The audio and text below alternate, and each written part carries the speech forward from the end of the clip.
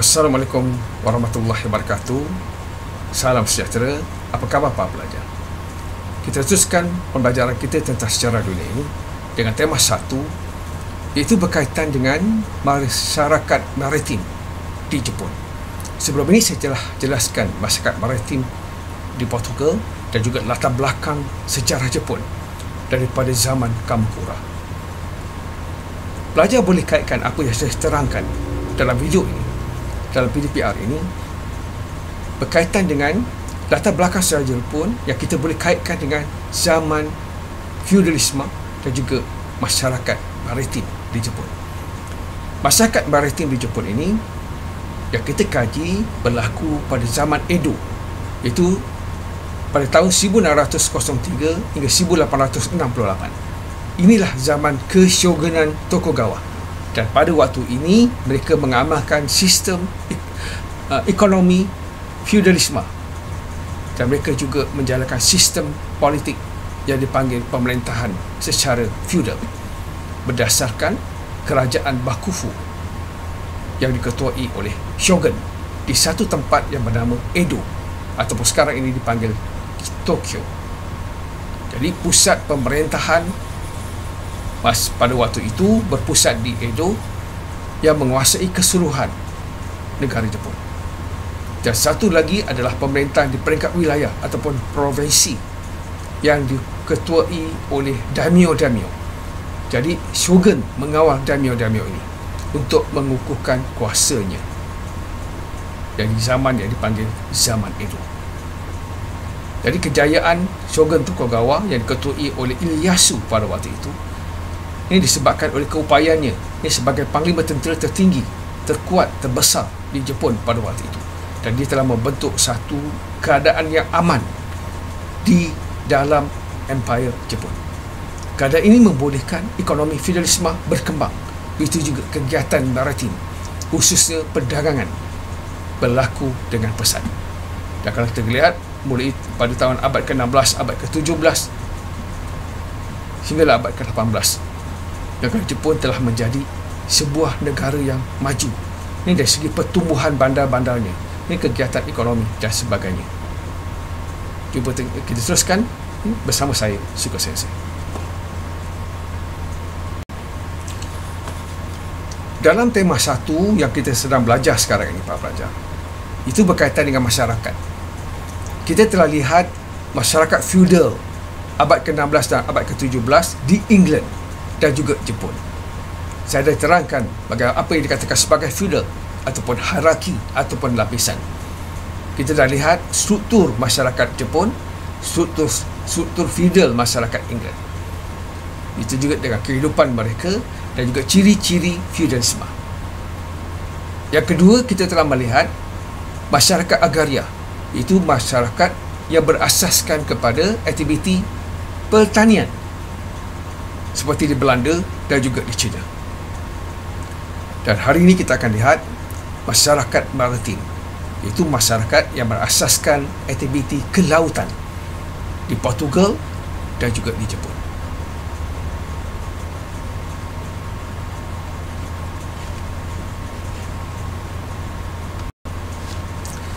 Okey, dari segi pengenalan yang boleh kita jelaskan berkaitan dengan masyarakat maritim, sama ada di Belanda ataupun di Jepun, sama konsepnya. Masyarakat maritim adalah masyarakat yang bergantung kepada aktiviti yang berasaskan laut, seperti menjalankan kegiatan perdagangan, perikanan, pengumpulan hasil laut, aktiviti perkapalan, membaiki, membina kapal, aktiviti penjelajahan dan juga penerokaan. Semua dilakukan oleh masyarakat maritim. Itu yang pertama. Jadi kalau kita nak kaitkan dengan konsep, dengan ciri, dengan faktor perkembangan masyarakat maritim, itu yang pertama. Kedua, masyarakat yang tinggal di kawasan pesisiran pantai, lembah sungai, kawasan kepulauan. Ini menunjukkan bahawa ini juga adalah ciri dan juga faktor masyarakat maritim. Dari segi penempatannya, lokasi kedudukannya di mana. Biasanya bentuk muka buminya itu membolehkan mereka menjalankan aktiviti kelautan. Yang ketiga perkara yang penting, untuk menjadi masyarakat maritim, untuk menjadi kuasa maritim, mereka mesti memiliki sebuah pelabuhan yang strategik. Pelabuhan ini bukan hanya terletak di lembah sungai, di muara sungai, di teluk ataupun di sepanjang pinggir pantai yang terlindung daripada angin monsun dan sebagainya. Jadi pelabuhan itu memberi kelebihan, membolehkan mereka menjadi masyarakat maritim. Dan ciri yang keempat, faktor yang keempat, konsep keempat kita boleh jelaskan, berkaitan dengan masyarakat maritim ini bergantung kepada kerajaan dan banyak negara di seluruh dunia pada waktu ini. Abad ke-14, 15 dan mungkin lebih awal daripada itu adalah negara maritim. Jepun telah menjadi satu kuasa maritim sejak abad ke-3 Masehi. Jadi pada abad ke-16 dan abad ke-17, Jepun muncul sebagai sebuah kuasa maritim di Asia. Ini seperti mana yang kita lihat dalam zaman yang dipanggil Edo ataupun zaman Shogun Tokugawa. Masyarakat maritim di Jepun berlaku pada zaman Edo ataupun zaman Keshogunan Tokugawa, bermula daripada 1603 hingga 1868. Ini setelah kuasa maharaja dikembalikan. Itu dipanggil Meiji Restoration.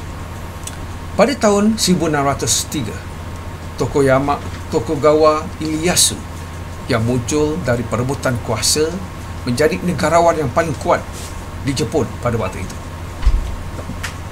Beliau telah menubuhkan pemerintahannya walaupun dianggap tidak berapa bernasib baik di Edo ataupun Tokyo sekarang ini. Itulah pusat pemerintahannya. Untuk menjamin ketuanannya, dia telah menetapkan undang-undang yang berjaya menjaga tuan feudal selama 260 tahun. Pada tahun 1639, Shogun Tokugawa menerapkan ataupun mengadakan satu dasar yang dipanggil isolasi ataupun pengasingan kuasa dan mula melarang semua perdagang antarabangsa antara kuasa-kuasa barat terutamanya dengan negara Jepun. Satu-satunya pengecualian adalah di Nagasaki, di mana sebuah jajahan kecil pedagang Belanda dan Cina dibenarkan untuk berdagang. Ini memberikan Jepun hanya ruang yang kecil untuk melihat seluruh dunia selama 2 abad berikutnya, sebab mereka mengambil dasar tutup pintu.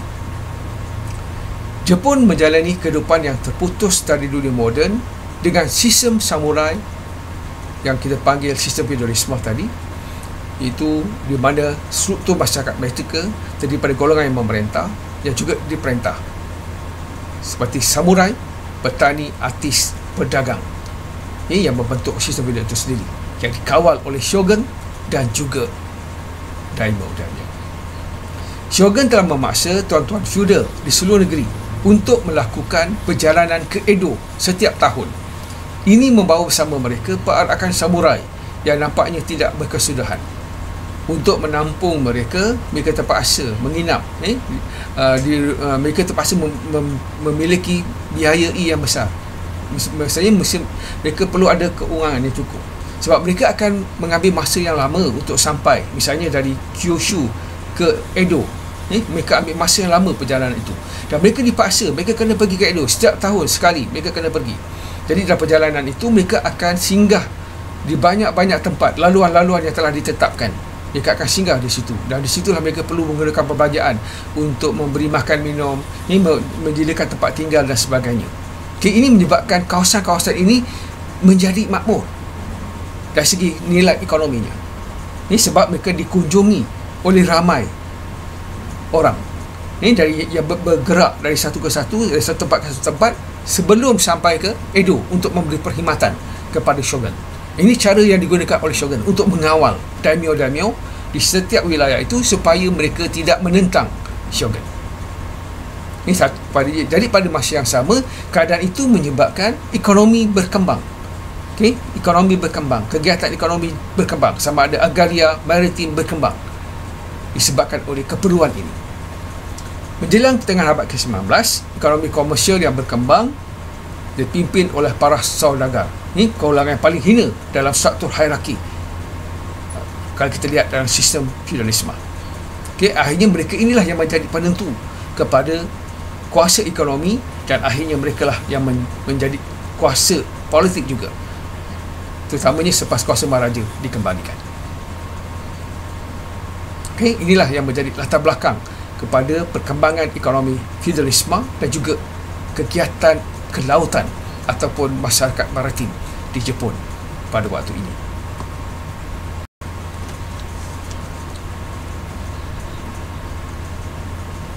Masyarakat maritim di Jepun, macam mana dia boleh jadi kuasa maritim? Bagaimana wujudnya masyarakat maritim? Faktor ataupun ciri-ciri masyarakat maritim. Pertama, kita boleh lihat dari segi kedudukan ataupun lokasi ataupun penempatan. Di manakah mereka berada? Pertama, sudah pasti, jelas, masyarakat maritim di Jepun itu mereka tinggal di kawasan pesisiran pantai. Ini kalau pelajar lihat peta negara Jepun ini, dia adalah negara yang berpulau-pulau, berpulau. Daripada yang atas ada pulau Hokkaido, pulau Honshu di tengah-tengah ini, Shikoku dan juga pulau Kyushu.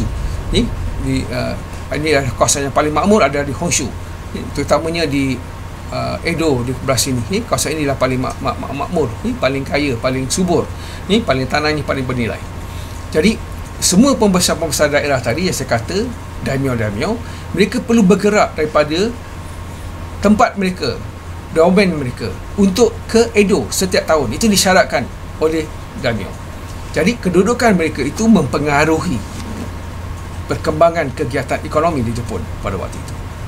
Dalam masyarakat maritim ini, bila kita nak menjelas tentang kedudukan masyarakat maritim, biasanya mereka berada di kawasan pesisiran pantai.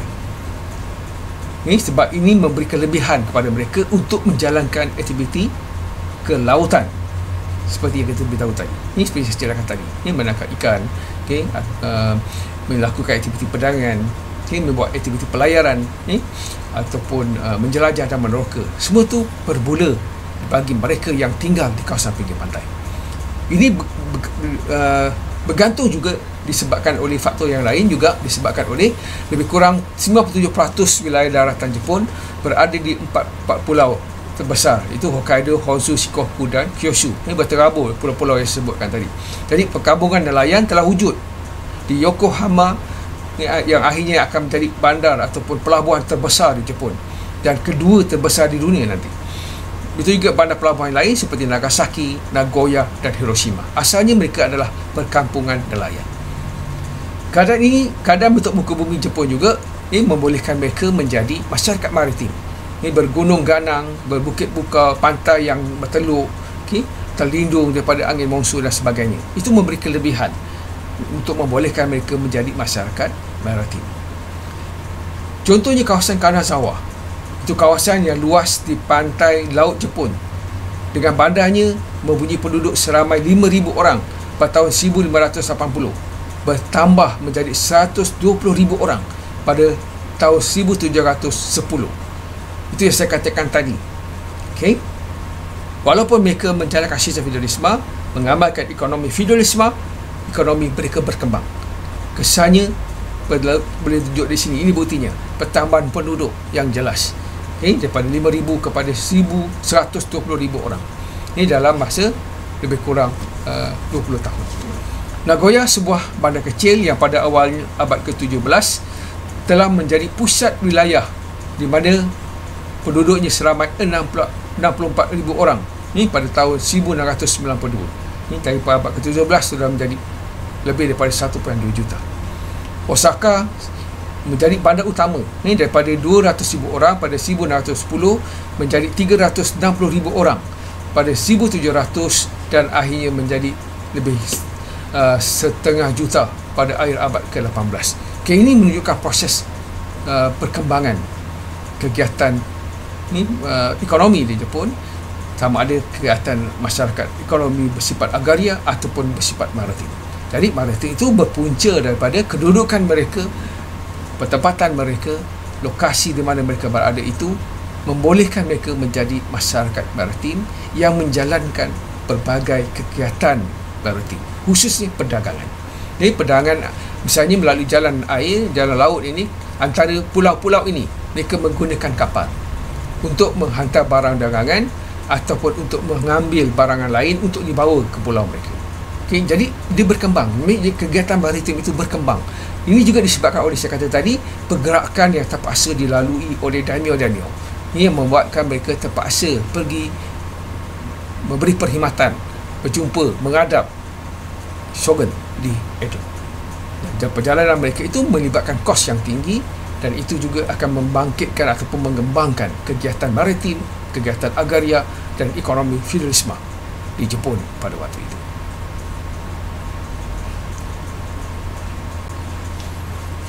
Bila kita nak menjelaskan tentang masyarakat maritim, sudah pasti dari segi ciri ataupun faktornya istilah berkaitan dengan kegiatan ataupun aktiviti berasaskan kelautan. Masyarakat Jepun menjalankan kegiatan ekonomi berasaskan kelautan. Mereka menjalankan kegiatan penangkapan ikan, bukan hanya perikanan pinggir pantai, tetapi juga perikanan laut dalam. Ini seperti menangkap ikan tuna, ikan paus dan sebagainya. Makanan yang sama penting dengan nasi ialah ikan. Ya, orang Jepun memang mereka akan makan ikan. Tak makan ikan itu bukan orang Jepun. Contohnya perikanan merupakan pekerjaan utama penduduk Jepun, kerana makanan kedua selepas nasi bagi mereka adalah ikan ataupun hasil laut. Selain itu, mengutip hasil laut seperti mutiara, menjalankan perdagangan, membaiki dan membina kapal juga merupakan kegiatan maritim yang mereka jalankan. Kegiatan ataupun aktiviti maritim di Jepun lebih berfokus kepada perdagangan, terutamanya pada zaman Shogun Ashigaka dan juga Keshogunan Tokugawa. Petani harus memberikan sebahagian besar dari hasil mereka sebagai produk dalam bentuk cukai untuk menyokong kelas pemerintah, iaitu daimyo, samurai dan juga shogun.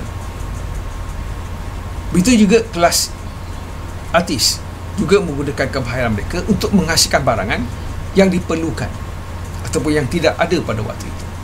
Tetapi bila perdagangan berkembang akibat daripada aktiviti kelautan ini, jadi banyak barangan yang diperolehi daripada tempat lain, mungkin daripada pulau-pulau yang lain di Jepun.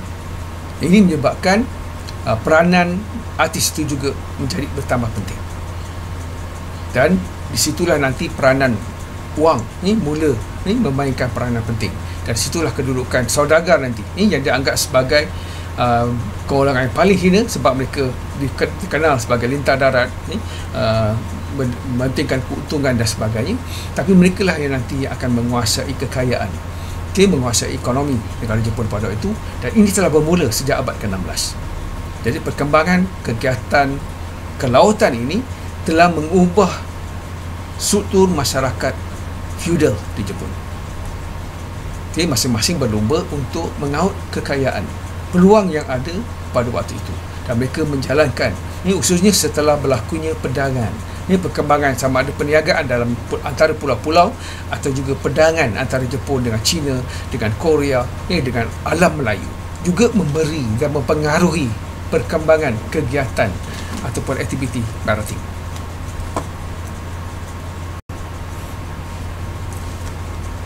Satu lagi perkara penting yang berlaku dalam masyarakat maritim adalah berlakunya pertumbuhan ekonomi dan perubahan sosial.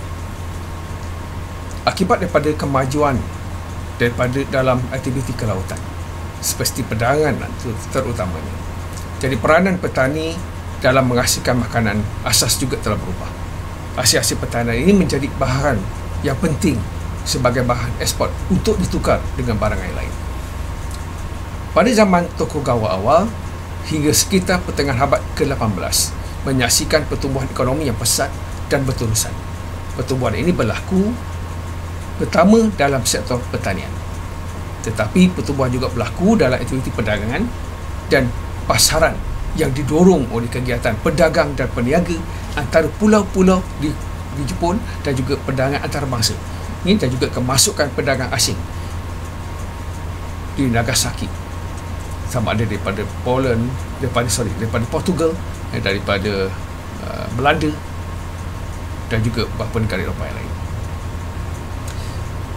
Dalam status sosial itu mula berlaku perubahan, seperti kelas samurai sebelum ini dilarang terlibat dalam perdagangan atau pertanian yang menguntungkan. Ini dalam sistem Tokugawa ini mereka memang rugi. Ini sebab samurai dia tidak boleh terlibat dengan sebarang bentuk aktiviti pertanian ataupun aktiviti kelautan dan juga aktiviti ekonomi yang lain. Jadi kedudukan mereka kekal sebagai penguat kuasa dan juga sebagai pelindung dan juga penjamin keselamatan. Jadi kelas pemerintah dilarang mengambil kesempatan daripada pertumbuhan ekonomi. Ekonomi berkembang pesat pada abad 16, 17, 18 di Jepun. Ini disebabkan oleh kemajuan perkembangan aktiviti perdagangan dan juga perniagaan. Semuanya berpunca daripada kegiatan maritim. Jadi pada masa yang sama, keuntungan besar diberikan kepada peniaga. Bahkan petani yang mahir dalam pasaran juga mendapat keuntungan. Jadi kedudukan saudagar ini mula berada dalam kedudukan yang baik sebab mereka mengawal dari segi ekonomi. Oleh itu, pertumbuhan ekonomi menyumbang kepada perubahan status hierarki ini yang termaktub dalam sistem 4 kelas, itu sistem feudalisme, mana yang semakin kaya berpendidikan dan berkuasa. Sementara itu, samurai terutama yang berpangkat rendah terus menjadi lemah dari segi ekonomi. Ini sebab mereka tidak mendapat tempat dalam perkembangan ataupun pertumbuhan ekonomi yang berlaku melalui kegiatan ekonomi yang bersifat agraria, bersifat maritim khususnya. Ini yang menggalakkan kegiatan perdagangan dan pertukaran barang serta penggunaan mata wang ini sebagai medium pertukaran. Ini semua menyebabkan kegiatan maritim itu berkembang pada abad ke-16 masa zaman Edo ataupun Shogun Tokugawa. Dalam masyarakat maritim juga menyebabkan berlakunya pertumbuhan pasaran dan perdagangan, peningkatan pengeluaran dan juga pertambahan penduduk yang terlibat dalam bidang pertanian. Ini menjadi asas kepada perkembangan dan pertumbuhan kegiatan perdagangan. Peningkatan perdagangan juga disebabkan oleh perkembangan seperti wujudnya jaringan pengangkutan yang selamat dan berkesan, sama ada pengangkutan laut ataupun pengangkutan darat. Pengangkutan laut di mana rangkaian penghantaran ini dihidupkan melalui laluan laut yang diperluaskan, terutamanya yang menghubungkan pusat komersial utama di barat dan juga di timur Jepun, menghubungkan pulau-pulau 4 pulau utama di Jepun tadi. Ini melalui jalan laut yang membolehkan kegiatan maritim itu berkembang. Jadi kegiatan maritim, masyarakat maritim ini telah menyebabkan berlakunya pertumbuhan pasaran dan kegiatan perdagangan di Jepun. Tokugawa Ieyasu misalnya dan penggantinya segera bekerja untuk memastikan dengan mewujudkan satu sistem pencetakan dan juga penggunaan duit shilling untuk menyeragamkan mata wang dari segi cukai dan sebagainya. Sebaliknya, ini memudahkan perdagangan dalam negeri. Jadi semua perkara yang dibuat itu telah memudahkan dan juga melancarkan aktiviti perdagangan dalam negeri melalui sistem media pertukaran yang sama, ukuran yang sama, timbangan yang sama, duit menggunakan mata wang yang sama di seluruh Jepun. Jadi wilayah dan ibu kota dihubungkan dengan jalan raya yang baik. Menghubungkan pulau-pulau dan antara pulau dalam pulau ini memiliki jalan raya yang baik. Bandar dan penempatan pasar yang lebih kecil telah berkembang menjadi pasar yang besar dan menjadi bandar. Ini kampung menjadi bandar. Melalui proses urbanisasi dan juga akibat daripada perbandaran. Kesan daripada pertumbuhan pasaran dan kegiatan perdagangan yang pesat pada waktu itu.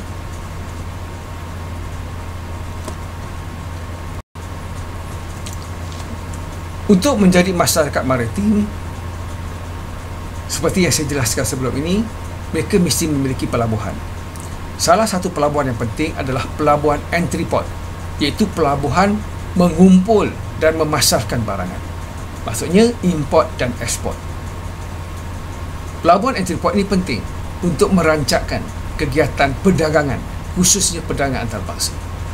Menjalankan kegiatan perdagangan melalui pelabuhan entry port. Para pedagang Jepun pada abad ke-16 telah mengeksport perak, berlian, tembaga dan barangan lain, sama ada ke China, ke Korea dan juga ke Barat dan juga alam Melayu. Jepun juga telah mengimport sutera China dan produk-produk dari Asia Tenggara, iaitu alam Melayu. Lada dan rempah jarang diimport oleh Jepun kerana masyarakatnya tidak banyak makan daging. Mereka lebih makan ikan. Jadi antara pelabuhan entry port ialah Kyushu, Shimoda, Hokkaido dan juga Nagasaki. Jadi pelabuhan-pelabuhan utama di Asia Tenggara seperti Melaka menjadi tempat pertemuan antara kapal-kapal dagang dari Jepun dan China. Jadi itulah kepentingannya pelabuhan Entreport, menjadikan faktor yang penting menjadikan Jepun sebuah masyarakat maritim dan kuasa maritim. Dan cara itu lagi ciri-ciri maritim juga adanya sebuah pelabuhan Entreport. Jadi menjelang tahun 1600, Edo adalah sebuah bandar sekitar 5,000 orang yang mendiami Edo pada waktu itu. Menjelang tahun 1610, 10 tahun selepas itu, bandar yang bersih dan teratur ini mempunyai penduduk seramai 150,000 orang. Ini dalam masa 10 tahun, daripada 5,000 menjadi 150,000 orang. Dan sebahagian besar daripada mereka adalah samurai, iaitu pengikut shogun. Dan daimyo-daimyo yang membanjiri kota ini sejak daripada awal abad ke-17 lagi. Menjelang tahun 1657, Edo misalnya mempunyai sekitar 500,000 orang. Dan menjelang 1720, bandar ini menjadi bandar terbesar di dunia luar daripada China. Ini dengan populasinya sekitar 1.4 juta. Jadi separuh juta penduduk ini adalah samurai. Okey, itu berlaku disebabkan oleh perkembangan ekonomi feudalisme, disebabkan oleh perkembangan kegiatan maritim dan juga kegiatan ekonomi yang lain.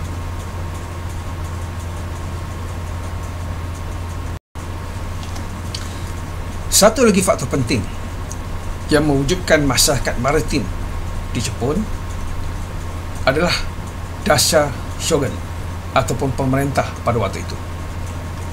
Di zaman pemerintahan Ashikaga, masyarakat Jepun telah mengalami perubahan ekonomi seperti perdagangan, pembuatan kertas, pengeluaran kain, barangan logam, tenunan dan sebagainya yang semakin maju. Pada abad ke-16 juga, masyarakat Jepun telah mengadakan hubungan perdagangan dengan pedagang Portugal. Menjelang tahun 1550, ramai pedagang Portugal mula memasuki Jepun dan menjalankan aktiviti perdagangan. Hubungan yang terjalin turut membawa masuk teknologi barat seperti teknologi kapal, teknik peperangan, persenjataan, seni dan berlaku penyebaran agama Kristian. Pada tahun 1570, Shogun Ashikaga telah menandatangani satu perjanjian perdagangan dengan pedagang Portugal. Melalui perjanjian ini, pedagang Portugal dibenarkan berdagang di pelabuhan Nagasaki, dan perkara ini telah mendorong berlakunya peningkatan perdagangan dengan dunia luar dan menjadi pintu keluar bagi pedagang-pedagang Jepun untuk keluar negara. Jadi semasa zaman Shogun Tokugawa 1600 hingga 1868, kapal-kapal ini dibenarkan berlayar dengan pemberian satu tanda ataupun label yang dipanggil material merah atau Shinsen trading system. Dalam Shinsen ini adalah satu syarikat perdagangan yang diberikan oleh Shogun untuk menjalankan aktiviti perdagangan antarabangsa dan juga aktiviti perkapalan yang mewakili negara Jepun pada waktu itu. Jadi Shinsen ini sangat berkuasa dan dia memonopoli besar ini dari segi kegiatan aktiviti kelautan di Jepun pada waktu itu.